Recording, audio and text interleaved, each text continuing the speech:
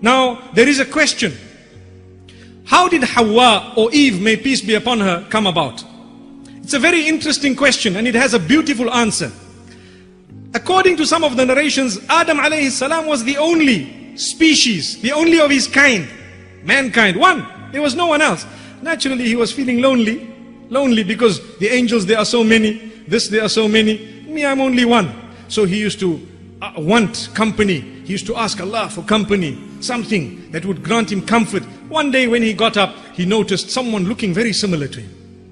What do we learn from this? A woman was given to a man as a gift after great prayer. MashaAllah. So we ask Allah subhanahu wa ta'ala really to make us from those who can appreciate that and who can understand it. Because many people forget this and they don't realize that this woman was actually a gift. But let me quickly also remind the sisters, live your lives in such a way that you are like a gift, not a burden. Ameen. So Allah subhanahu wa ta'ala says that this Adam alayhi salam had Hawa standing right next to him. And the Quran says, at the beginning of Surah An-Nisa, Allah makes mention of how He created a woman. أعوذ بالله من الشيطان الرجيم بسم الله الرحمن الرحيم يا أيها الناس اتقوا ربكم الذي خلقكم من نفس واحدة وخلق منها زوجها وبث منهما رجالا كثيرا ونساء واتقوا الله الذي تساءلون به والأرحام إن الله كان عليكم رقيبا. And He says we created from him, meaning from Adam, his spouse, his wife, which means Hawa. Now there are certain people who are embarrassed and they say, no, we weren't created from man. Well, why be embarrassed? We were created from dust, from soil. At least you were created from something which was already living. Allahu Akbar. Subhanallah. There is nothing embarrassing. We are there right now. Let's talk of where we are now.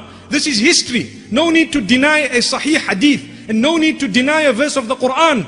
Clearly, it says this in the opening verses of Surah An-Nisa, that Allah created man and then He created a woman from the man.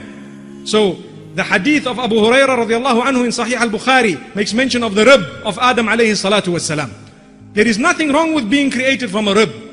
And when the hadith speaks about how a rib is bent and how the top of it is bent, and if you try to straighten it, you might crack it. So be very, very careful how you treat your women. I think a lot of the women don't understand that hadith. And they take it personally and they take it wrongly. They think it's an insult. Wallahi, it's not. All it is telling the men folk that be careful how you handle the women. Be very kind to them, be very tolerant, and be very, very patient with them. Because if you want to straighten them like a pin, you might end up cracking them, which is true. You can't have your wife exactly as you want. No. No two human beings are the same. Not at all. You know, when I was young, we were always told the 5 fingers are not the same. One day my dad came along and he says, well, if you make an effort, they can all be one. You see, you need to bend one and change the other one and do this to the other one. Then you get all of them in one line. So it means an effort is required for us to be on par. There is a give and take. May Allah subhanahu wa ta'ala grant us goodness.